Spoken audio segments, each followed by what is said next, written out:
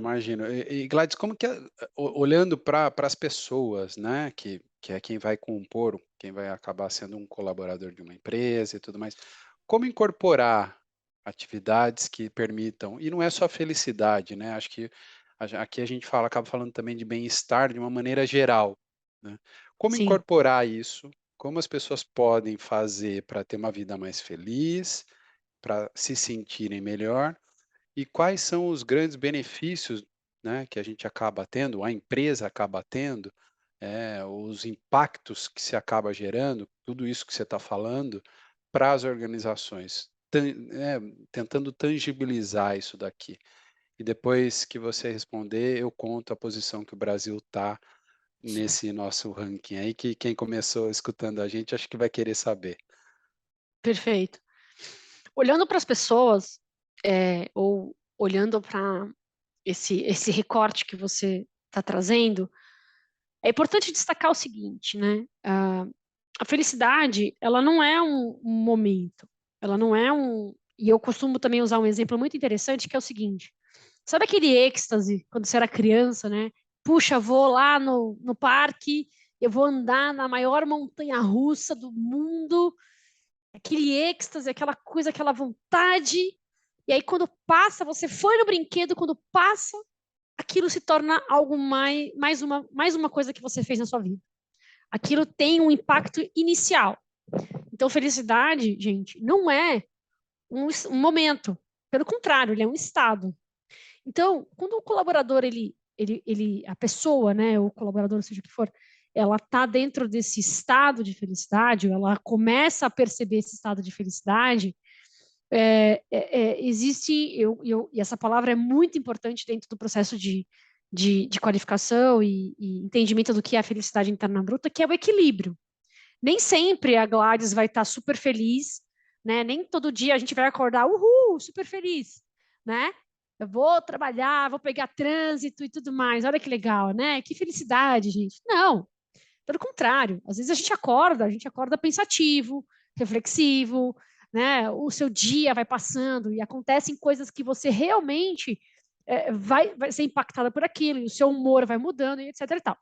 Mas o estado de felicidade é exatamente como eu falei, é um estado. Então você vai ter picos de momentos de tristeza e tá tudo bem. Tá tudo bem, porque a gente tem que começar a perceber que esses momentos de tristeza podem, inclusive, gerar e impulsionar o meu dia seguinte, né? Que nem falam, né? Ansiedade é bom ou ruim? Depende. Depende. O seu nível de ansiedade te paralisa ou te motiva a vencer, a lutar mais, a fazer mais coisas boas para você e para a sociedade? Então, como que a pessoa pode trabalhar essa questão da felicidade? Né? A felicidade é um estado. Né? Então, tem vários elementos, e a gente pode dizer que o ser humano, ele, apesar de ser íntegro, apesar de ser uma pessoa só, né, ele não é. Você não vê aqui partes da Gladys, você vê a Gladys como um todo. Mas existe uma dicotomia entre nós aqui, internamente, vamos chamar assim. Porque eu tenho o meu momento mais introspectivo, eu tenho o meu momento mais expansivo, eu tenho o um momento mais de tristeza, mais de euforia e assim por diante. Eu tenho que saber equalizar tudo isso. Por isso que o FIB ou qualquer outro programa de felicidade, saúde e bem-estar, ele precisa equalizar as coisas. Nem muito, nem pouco. Ou seja, às vezes a gente precisa mapear as pessoas, e justamente por isso que é importante a pessoa que vai implementar ou que vai acessar esse tipo de mecanismo que é o FIB, ele precisa entender e tirar uma fotografia correta das pessoas. Por que isso é importante? Por que a saúde e bem-estar é importante e vai potencializar a felicidade corporativa?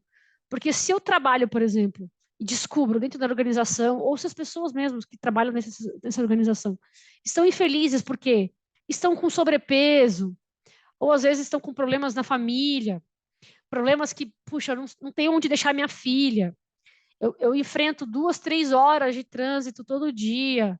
Enfim, são elementos que cada um, qualidades que cada um vai ter.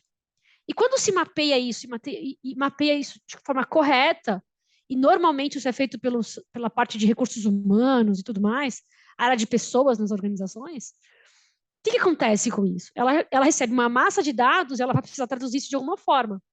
Então, por que eu falei da obesidade? Em 2018, eu pesava 130 quilos. 130 quilos. Quando você está me vendo aqui, parece que eu não tenho esse peso, né? Eu não tenho mesmo. Eu te conheço pessoalmente, sei que você não tem esse peso.